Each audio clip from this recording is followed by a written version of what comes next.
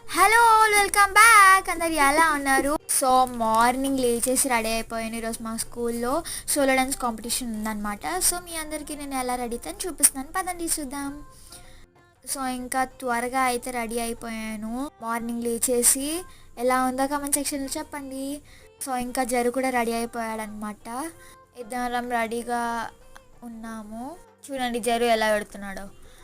So ఇంకా మీ అందరికీ నా ఫ్రాక్ చూపిస్తాను, చూడండి ఎలా ఉంది.